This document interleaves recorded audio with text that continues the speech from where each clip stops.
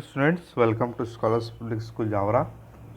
आज हम class 7th के लिए चैप्टर नंबर 7 जिसका नाम है सॉइल, उसके हम एमसीक्यू करने जा रहे हैं। शुरू करते हैं आज का एमसीक्यू, और मैं आपको इनका अच्छे से एक्सप्लेनेशन दे दूंगा इन एमसीक्यूज़ का, और जिससे आपको अच्छे से इस चैप्टर की एक अच्छे से ब्रीफिंग हो जाए।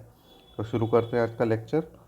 तो देखिए, टिक द करेक्ट आंसर हमको क्वेश्चन है हमारे आगे। तो फर्स्ट क्वेश्चन है, soil cannot hold on to nutrition well, still it is important part of soil because देखिए सैंड जो होती है, सैंड और सॉइल में थोड़ा सा एक डिफरेंस होता है। सैंड और सॉइल में सैंड जो होती है वो बहुत फाइन पार्टिकल्स होते हैं, और जो सॉइल होती है वो इसका एक और ज़्यादा फाइन पार्टिकल, अगर हम बोल सकते हैं कि बहुत ही छोटे छोटे पार्टिकल्स अपने आप में और हो जाते हैं। और सैंड स्टिकी नहीं होती है, यानी कि चिपचिपी नहीं होती है। सॉइल अगर जैसी वाटर इसके अंदर मिल जाता है तो वो कैसी हो जाती है, स्टिकी। ठीक है। ऐसी कंडीशन में ये क्या पूछ रहा है कि सैंड के अंदर न्यूट्रिशन नहीं होते हैं, बिल्कुल नहीं होते हैं, क्योंकि देखिए रेगिस्तान की जो सैंड मिलती है उसके अंदर कोई भी न्यूट्रिशन प्रेजेंट नहीं होता है। तो ऐसी कंडीशन में न्यूट्रिशन को तो वो होल्ड नहीं कर सकती, but it is important part of soil. ऐसा क्यों है?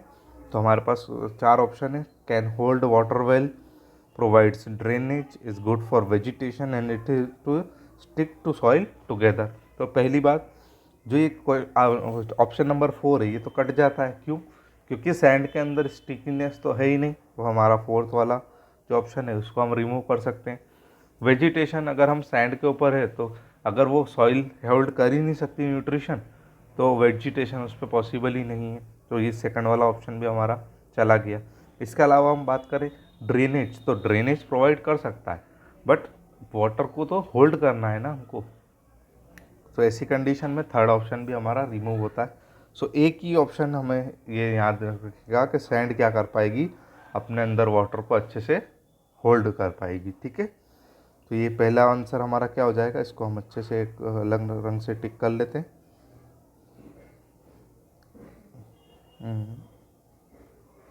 आपका आंसर मिला हमें कि that can hold water easily. ठीक है, आपको ये बात समझनी होगी। सॉरी। ठीक है। इसके अलावा क्वेश्चन नंबर 2 जिस पे हम जाते हैं, the most fertile soil for plant is.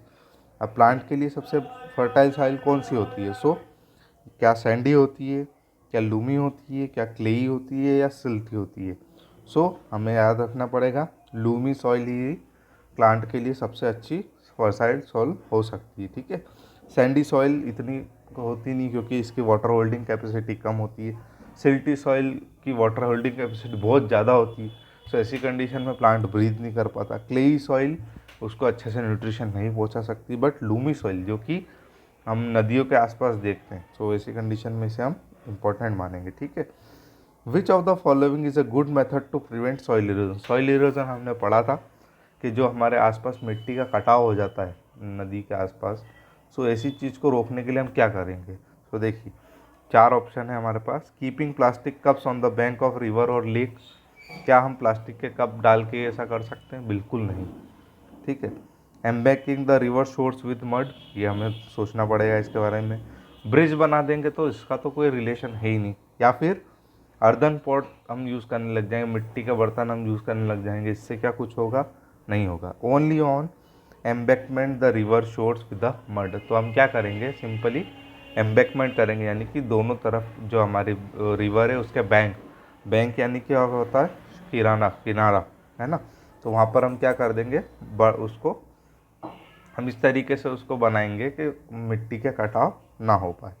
ठीक है। Question number 4, which of the following biodegradable wastage?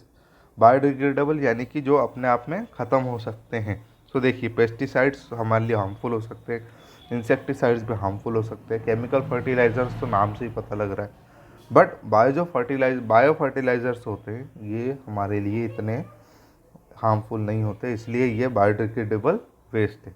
ठीक है। Black gram can be best grown in.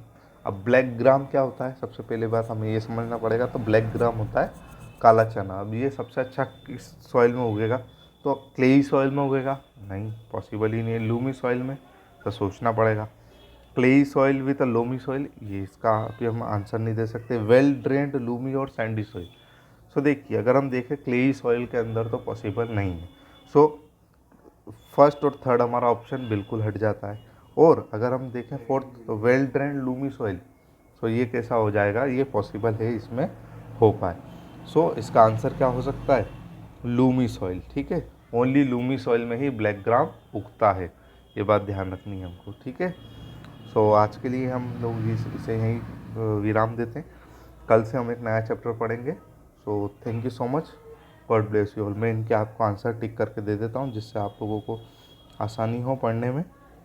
ठीक है, इसको एक बार टिक कर देते हैं यहीं। पहले का आंसर हमारा ये है, सॉरी सॉरी सॉरी, इसको थोड़ा सा बैक करना पड़ेगा हमको।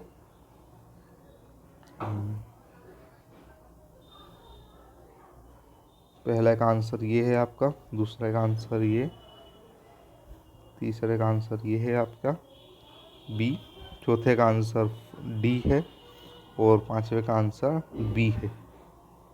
ठीक है, सो तब तक के लिए पढ़ते रहिए। Thank you so much, God bless you all.